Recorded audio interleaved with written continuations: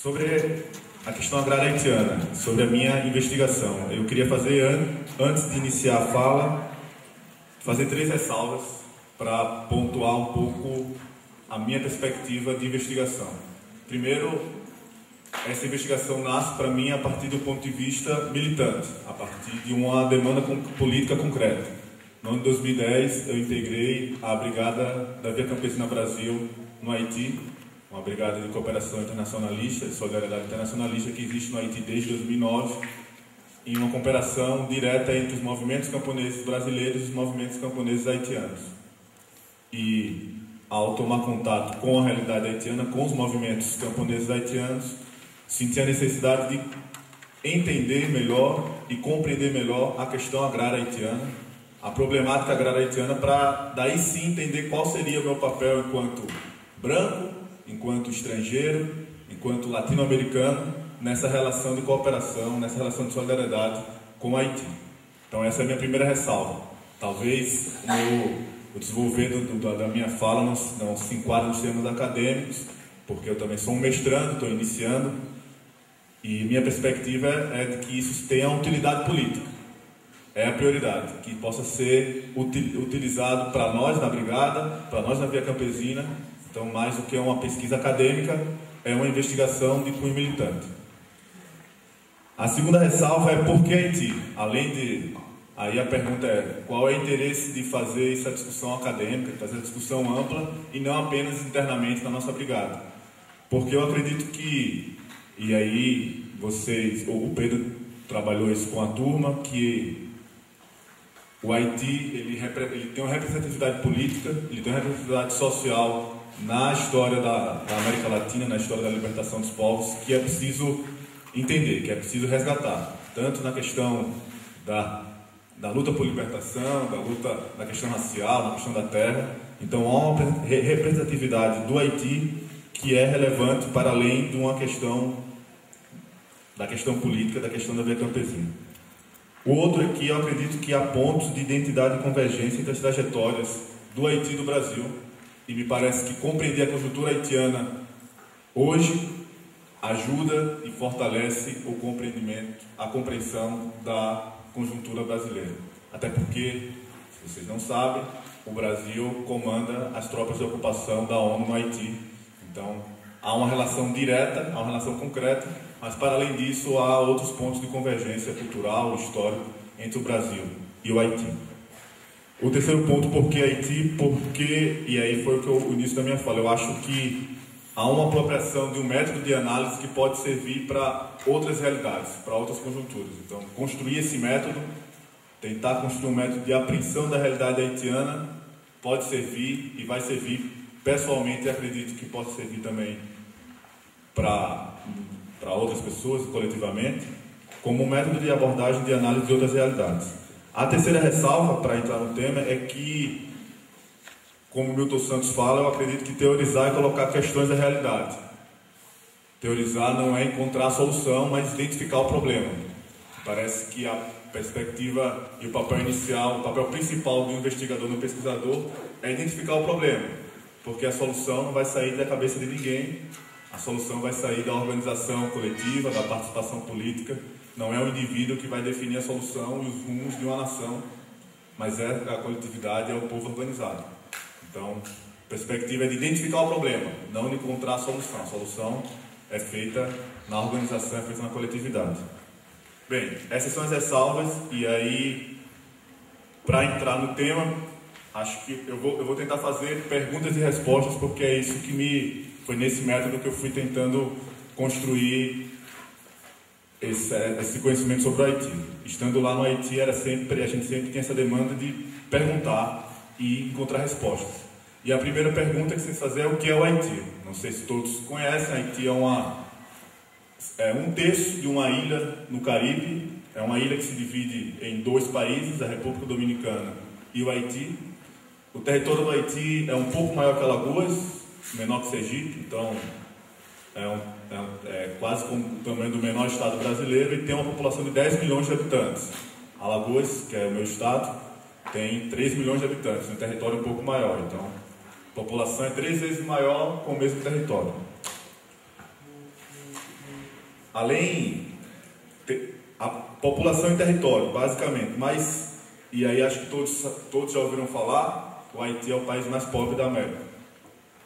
Por que ele é o país mais pobre? Aí eu vou linkar alguns dados para a gente ter a compreensão do que é ser o país mais pobre das Américas. 56% da população haitiana está abaixo da linha de pobreza absoluta. 39% é analfabeto. 49% das crianças nunca frequentou a escola. 75% da população não tem acesso à água potável. A energia elétrica só existe em 3 cidades no Haiti: Porto Príncipe, Jacmel e Pont-de-Paix. E essa energia elétrica ela é racionada por 3 horas por dia. Tirando essas cidades, todo o campo haitiano não tem energia elétrica, não tem serviço público de energia elétrica. E se a gente pensa, outro dado completa a problemática: 65% da população haitiana vive no campo. Então é um país essencialmente agrário, é um país essencialmente camponês. É um país essencialmente agrário, camponês, mas importa 50% de tudo que consome de alimentos. Então, essa, como uma pesquisadora haitiana fala, é o quadro a não ser seguido, é a conjuntura a ser combatida. Mas, e aí a gente se esquece, não foi sempre assim. No final do século XVIII, o Haiti era a colônia mais próspera das Américas, era o maior exportador de açúcar, exportava mais açúcar que o Brasil, e era responsável por 2/3 do comércio externo da França, que era a colônia haitiana. E a próxima pergunta é: como é que um país sai da situação da colônia mais próspera das Américas ao país mais pobre das Américas, no intervalo de 200 anos? Há uma explicação em voga, e é uma explicação hegemônica, de que o problema se deve por 2 fatores: catástrofes naturais. O Haiti passa por constantes terremotos, por furacões, catástrofes naturais que dificultam a estruturação, a própria infraestrutura do país. E além disso, um país que vive em seguidas turbulências políticas, presidências que caem, golpes. Por trás disso daí, e aí eu coloco já a minha opinião, há uma explicação racista, porque se coloca que o problema do Haiti, e aí foi o que o professor Edson colocou ontem, é um estigma totalizante. O problema do Haiti são os negros. O problema do Haiti é que o povo negro não consegue se organizar, não consegue ter uma estabilidade política, não consegue gerir o seu povo porque ele é negro. E ainda mais, há um outro preconceito: ele é voodooizante.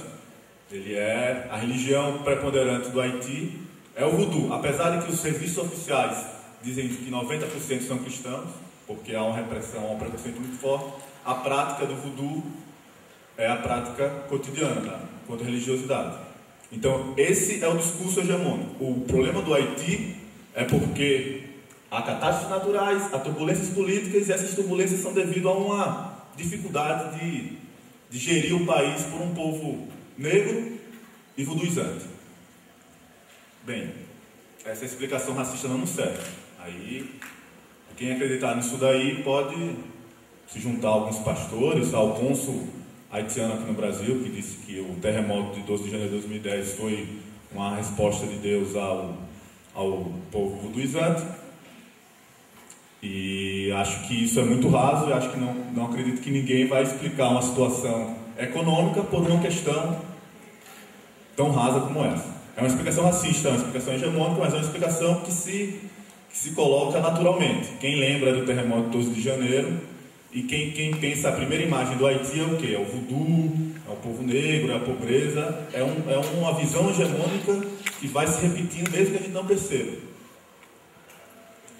E aí, nesse ponto, chegamos lá no Haiti.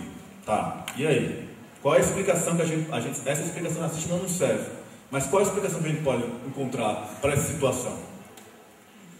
E bem, lá no Haiti a gente vivia no centro de informação, no interior da cidade de Rivière, não tínhamos energia, não podíamos acessar o computador, e-mail e tal, então a gente era meio que obrigado a ler, né? Vamos ler o que tiveram. Tínhamos uma pequena biblioteca, eu li alguns livros lá que não leria em outra situação, mas um dos livros que serviu e que ajudou muito foi um livro, na verdade é um livro editado pela editora Expressão Popular, sobre a obra de um pensador brasileiro chamado Rui Mauro Marinho.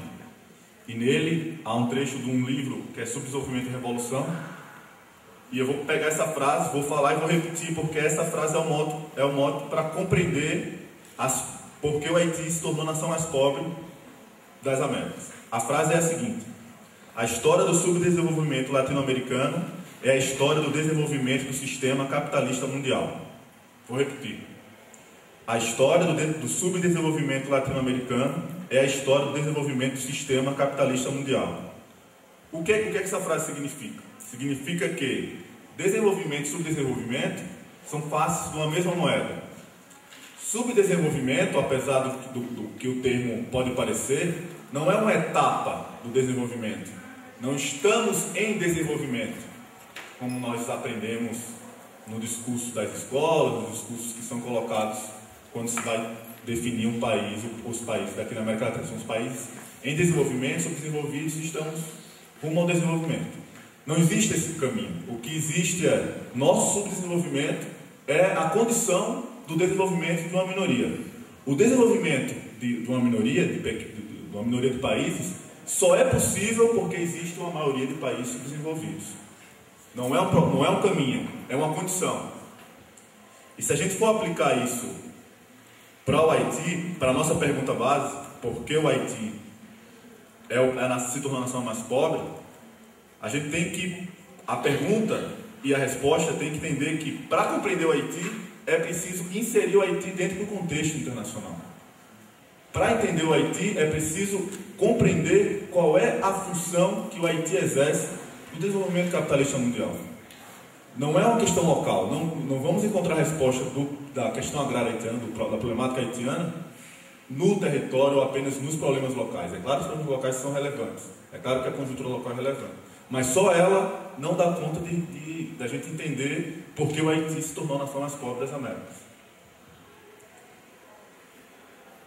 E aí, frases que foram, aí, quando a gente foi pesquisando algumas das explicações, há alguns pessoas que falam que a pobreza haitiana, a miséria haitiana é um acidente de percurso, alguma coisa deu errado, é algo que pode ser resolvido talvez numa formação. Vamos fazer uma formação junto com o Estado haitiano, vamos fazer uma formação junto com os políticos, uma formação junto com as pessoas, porque eles não aprenderam bem como fazer isso.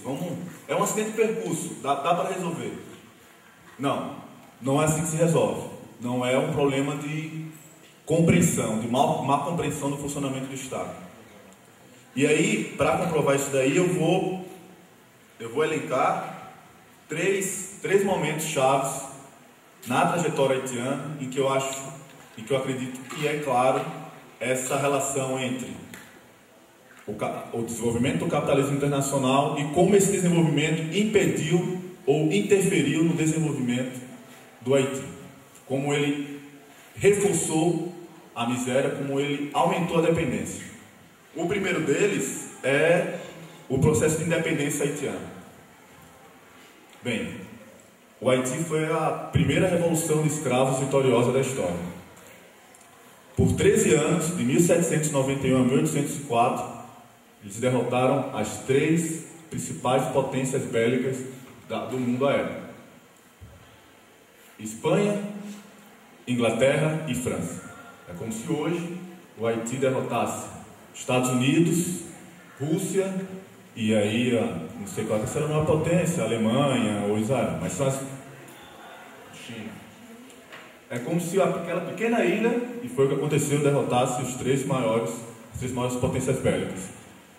E nesse processo de independência, eles não só se tornaram independentes, mas tocaram em 2 pontos cruciais de como a sociedade daquela época estava organizada, do modo de produção em que estava organizada a sociedade naquela época. Eles fazem a abolição da escravatura. Em 1802, eles fazem a abolição da escravatura. Os Estados Unidos só fizeram a abolição da escravatura em 1862, 60 anos depois. O Brasil em 1888. O Haiti fez em 1802. Não só lutou pela escravidão interna, mas como o seu general que concluiu a independência, Jean-Jacques Dessalines, falou e ajudou financeiramente com pessoas, com soldados, a libertação dos outros países, Francisco Miranda e Bolívia, com a contrapartida de que ajudamos a libertação do seu país, mas vocês têm que liberar todos os escravos. Então foi uma revolução internacionalista, porque pensou a libertação dos seus próprios escravos, mas pensou a liberação dos escravos em âmbito continental. Mexeu com a escravidão. E, além disso, propôs uma reforma agrária. Então, mexeu com os dois pilares do sistema plantation, o sistema de produção da época, a escravidão e a terra. E qual era o papel que deveria ser desenvolvido pelas colônias e pelas nações que nasceram naquele momento na América Latina? É produzir matéria-prima para fortalecer o desenvolvimento da Europa, que estava passando por uma revolução, estava desenvolvendo a Revolução Industrial. O papel dos países aqui era continuar, mesmo que livres, o sistema de plantation, sem a escravidão, ou mesmo livres, mas mantendo a escravidão. O Brasil se tornou independente em 1822 e se manteve por 85 anos com o mesmo sistema de escravidão e de plantation. Essa época era o auge do ciclo do café. Então foi nesse momento que a Revolução Haitiana eclodiu. Qual foi a resposta das nações, das potências europeias e dos Estados Unidos? O sufocamento dessa revolução. É preciso impedir um termo que foi criado na época, o haitianismo. É preciso impedir que o exemplo do Haiti se propague pelo Brasil. Há casos de 1804 de rebeliões aqui no Brasil de escravos, 1806, 2 anos depois da independência, em que os negros escravos portavam uma foto do rei Dessalines. Eles, 2 anos depois, a informação o exemplo do Haiti já chegava aqui como um exemplo de liberdade, de possibilidade de ruptura com o sistema. Qual foi a resposta? Dessalines foi assassinado 2 anos depois da liberação, da independência do país. O Haiti sofreu embargo econômico dos Estados Unidos até 1862. Foram quase 60 anos de embargo econômico. E, além disso, foi imposta uma dívida da independência. A França impôs uma dívida da independência, dizendo que eles tinham sofrido danos, porque perderam a sua colônia e perderam seus escravos. Entre 1825 a 1947, o Haiti pagou 150 milhões de francos, dados atuais, cerca de 20 bilhões de dólares, para a França. A dívida da independência, porque eles se tornaram independentes. Essa era a justificativa. E foi imposta por quê? Ou você faz isso, ou a gente não comercializa. Ou você faz isso, ou vão contar os embargos econômicos. Então, não foi porque um presidente, o Boyer, que assinou a dívida, ele achava que realmente tinha que pagar. Ou ele pagava, ou ele não conseguia comercializar.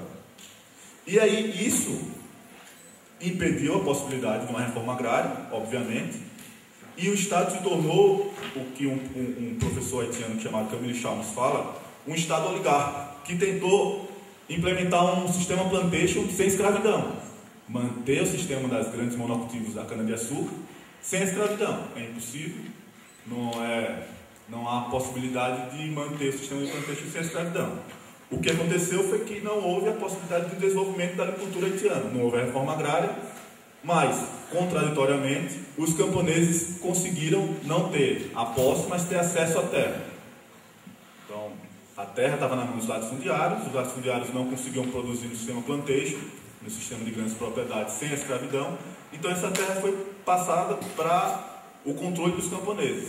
E, olha que dado interessante, até 1972, o Haiti foi autossuficiente na produção de cereais.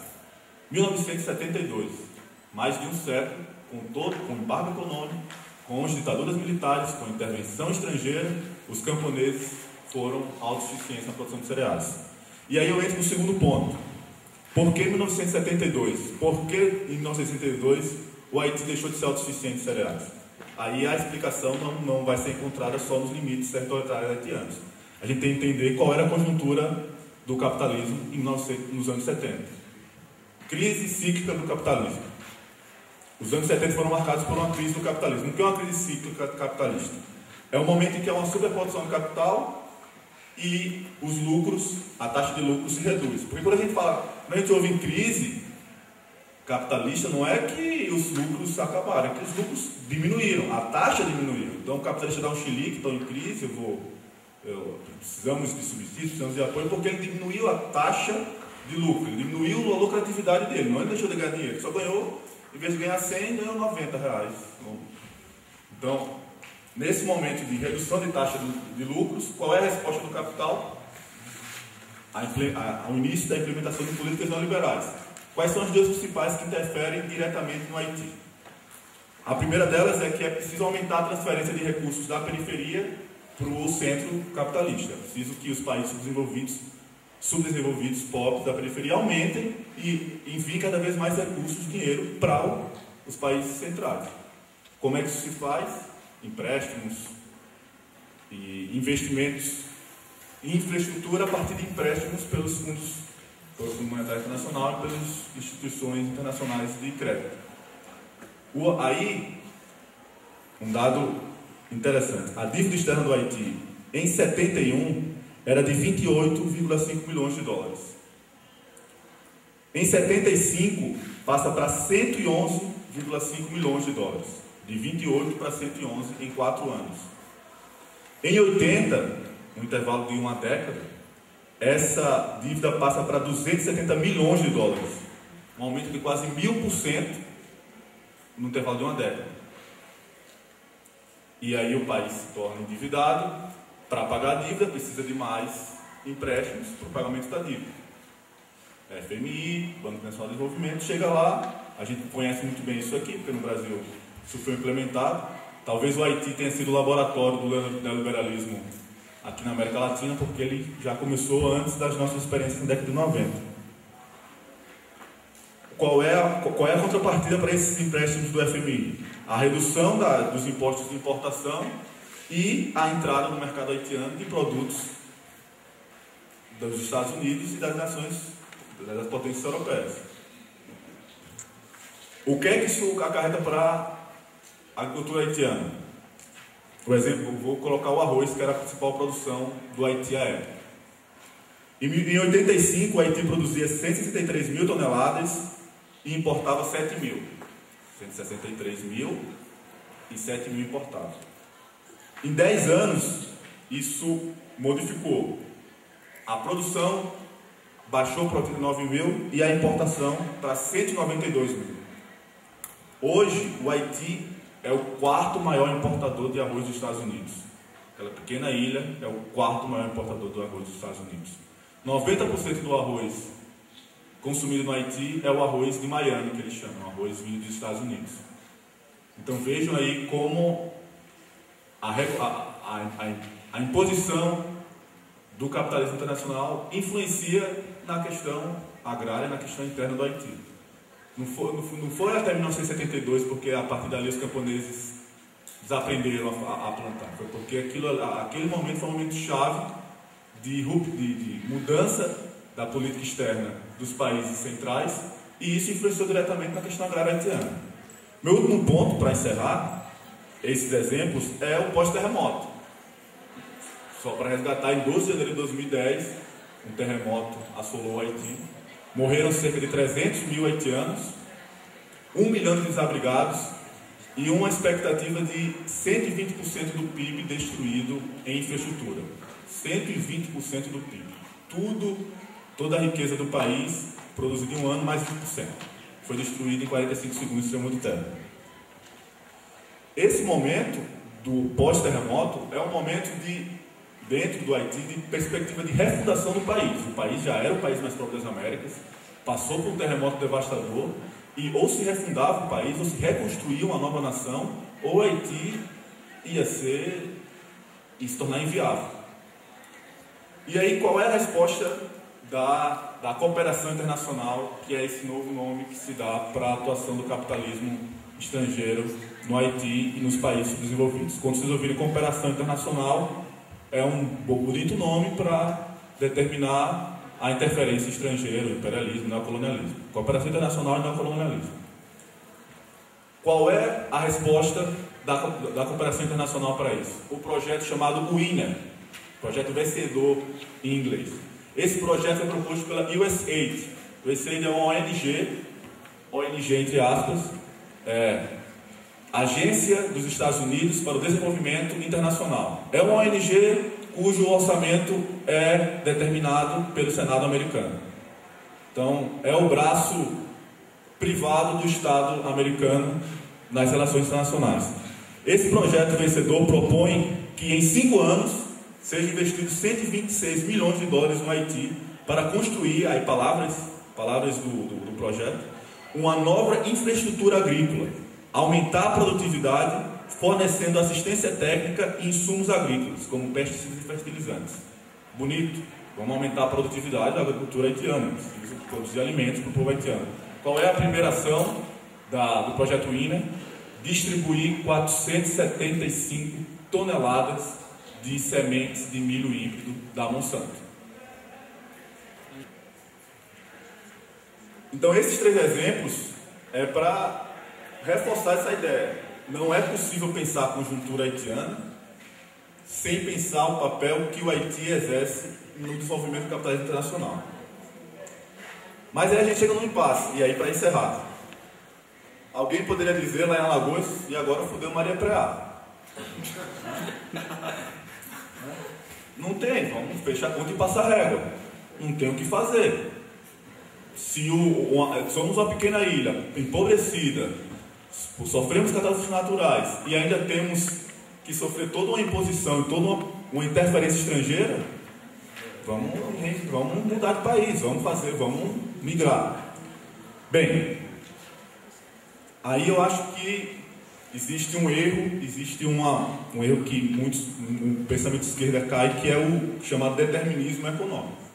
É acreditar que a questão econômica ela é determinante e a partir dela não é possível fazer mais nada. Se há determinação econômica, não podemos fazer mais nada para superá-la. São as condições objetivas. Sem condições objetivas, não há possibilidade de transformação. E aí, eu acho, e me baseando aí em pensadores, acredito que a gente não pode esquecer o papel das chamadas condições subjetivas, ou o papel da força de vontade humana, do protagonismo dos povos. Bem, e aí eu vou ficar com 2 citações para fazer a finalização. Uma delas é do Milton Santos. Ele diz que o presente é uma escolha de futuros possíveis, e o futuro é algo que jamais existiu antes. E Marx coloca que a humanidade sempre se propõe apenas os objetivos que pode alcançar. Não há problema que a humanidade se coloque que ele não encontra a solução. Essa solução não é papel do investigador, não é meu papel, não é nem papel da Bia Campesina Brasil propor uma solução para o povo haitiano. E aí, cadê a soberania popular? Cadê a soberania dos povos? É o povo organizado haitiano que vai dar resposta aos nossos problemas. E só para lembrar, é um povo que há menos de 200 anos fez a única revolução vitoriosa de escravos da história, que derrotou as 3 maiores potências bélicas de sua época, que fez a independência, que aboliu a escravidão e que fez uma primeira proposta de reforma agrária popular aqui na América. Se a gente esquecer dessas possibilidades, condições subjetivas, quem imaginaria que uma revolução de escravos poderia ser vitoriosa no Haiti, a 100 quilômetros dos Estados Unidos? Se foi possível 200 anos atrás, a possibilidade, claro, não se repete, mas está em aberto. É isso.